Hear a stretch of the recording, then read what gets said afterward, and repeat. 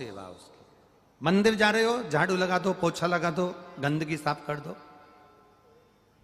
मंदिर से आ रहे हो, भोलेनाथ की सेवा करके। हम ये नहीं कहेंगे कि तुम घर से फूल ले जाओ, जो शंकर जी पे फूल चढ़े उठा के एक जगह पर रख लो डलिया में, और जैसे ही आते आते जब वापिस आओ उनका श्रृंगार करके, उन्हीं के फूल से उनका श्रृंगार कर। दूसरे का नहीं चाहिए, उन्हीं का उनको दे दो।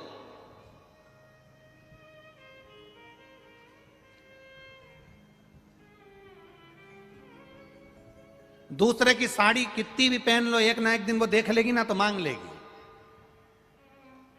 उसका मन नहीं लगेगा कथा में भी, अगर उसकी साड़ी पहन के बैठे हो तो 3-4 बार तो देख ही लेगी।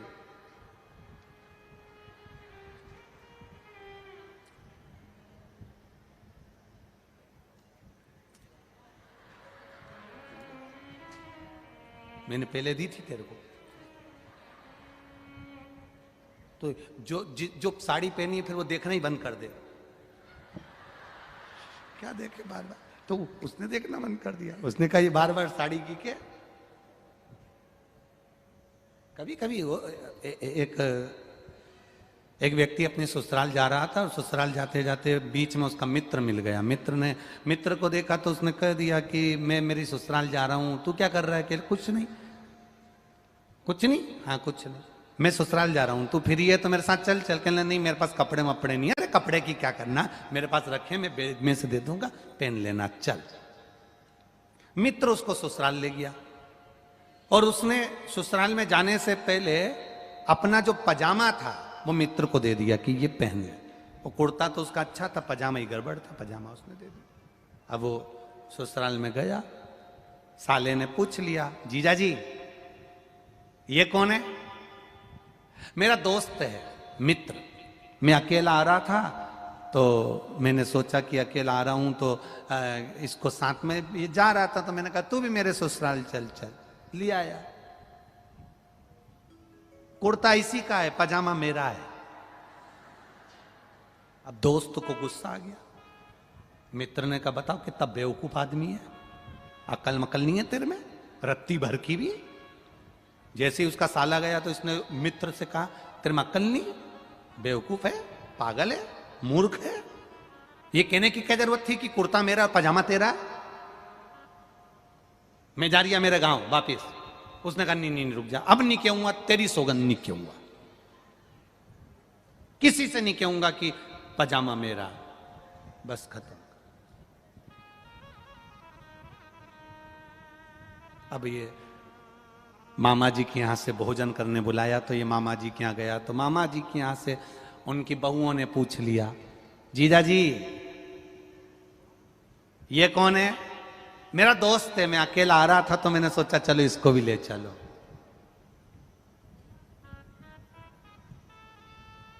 कुर्ता भी इसी का और पजामा भी इसी का है। अब तो इसको कांटे से खून नहीं।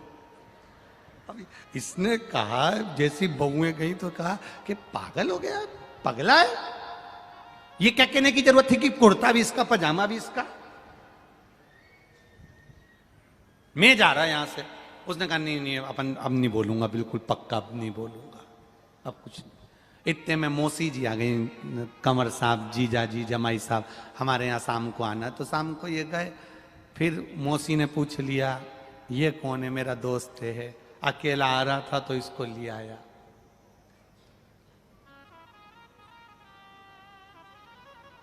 पजामे की कोई बात मैं यहां करना नहीं चाहता हूं। मौसी ने फिर पूछ ही लिया कौन सा पजामा? तो कह दिया जो ये पहना है वो मेरा। अब तो उसको कांटे से खून नहीं हुआ, और ही गुस्सा पड़ गया। गुस्सा। शिव जी को शंकर भगवान का जो पुष्प, बेलपत्र, फल जो चढ़ा है वही की वही हम महादेव को चढ़ा दें तो महादेव स्वीकार कर लेता है। किसी दूसरे से लेकर भगवान को नहीं देना। आपको पहले कथा में कहा है तुम्हारे पास में 10 रुपए हैं तो आप 10 रुपए दो, तुम्हारे पास में एक बेलपत्री है तो एक बेलपत्री दो, तुम्हारे पास में 5 रुपए है तो 5 रुपए दो, तुम्हारे पास में एक चावल का दाना है तो एक चावल का दाना दो। पर पड़ोसी से मांगकर अपने मंदिर में दर्शन करने गए, कृष्णेश्वर महादेव का दर्शन करने गए, परली बैजनाथ का दर्शन करने गए, त्र्यंबकेश्वर महादेव का दर्शन करने गए, गुरु जी का दर्शन करने गए, शिव पुराण सुनने के लिए गए, और वहां पर तुमने कहा पड़ोसी से मुझे 50 रुपए दे दो, मैं बाद में तुम्हें घर पर दे दूंगी। भगवान के सामने खड़े हो, कथा में बैठे हो, परमात्मा के सामने खड़े हो, मंदिर में खड़े हो, भगवान के सामने खड़े होकर तुम पड़ोसी से हाथ फैलाकर कहो कि तू 50 रुपए दे दे, मैं तेरे को बाद में दे दूंगी। भगवान कहता है मेरे सामने खड़े रहकर तुम मुझसे मांगता, अभी भी तू दूसरे से मांग रहा है, अभी भी तू दूसरे के आगे हाथ फैला रहा है। तुम मुझसे कहता नहीं है 50 रुपए मत चढ़ाओ, नहीं है 10 रुपए मत चढ़ाओ, नहीं है चावल का दाना मत चढ़ाओ, नहीं है बेलपत्र मत चढ़ाओ, पर दूसरे से मांग कर मत चढ़ाओ। तुम्हें भगवान जब दे दे, मेरा कुबेर भंडारी कुबेरेश्वर महादेव जब तुम्हारे भंडार भर दे, तब तुम दोनों हाथ से खूब दान करना, मना नहीं, पर किसी से मांग कर नहीं, किसी से मांग कर दान नहीं करना, किसी से लेकर दान नहीं करना। तुम्हारे पास में भंडारी दे दे, मेरा कुबेरेश्वर महादेव तुम्हें प्रदान कर दे, मेरा देव अधिदेव महादेव तुमको दे दे, तब तुम खूब दान करना, खूब करना।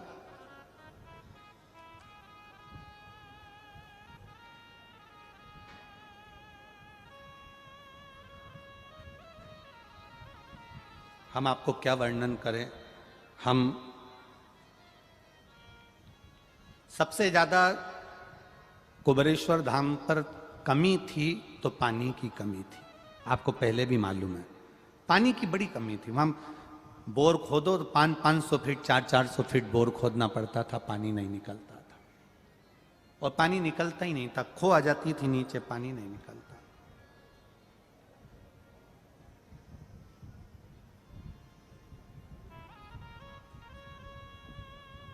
बहुत लोग कहते हैं पानी नहीं, पानी नहीं, गुरुजी क्या करें।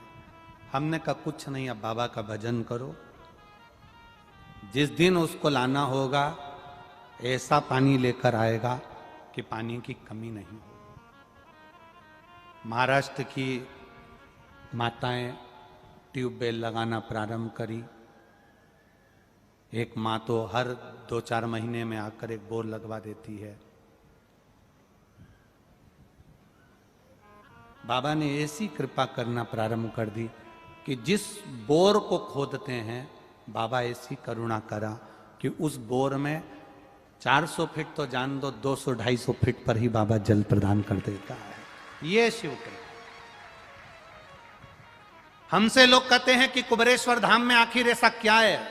हम कहते कंकर शंकर की भूमि है, चारों धाम घूम कर आना, 12 ज्योतिर्लिंग कर कर आना, सारी नदियों में स्नान कर कर आना, और एक बार जिंदगी में कुबेरेश्वर धाम की धरा पर बस 5 पत्थर रखकर पूजन कर कर कंकर शंकर से कहकर चले जाना, जिस बैग को लाए हो उसको खोलना भी मती, 3 महीने में वापिस वही बैग लेकर बुला लेगा। वो शिव है जिसने दृढ़ता रखी, विश्वास रखा, भरोसा रखा,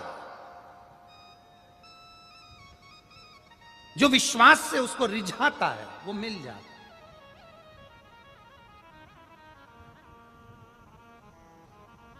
कृपा करने वाला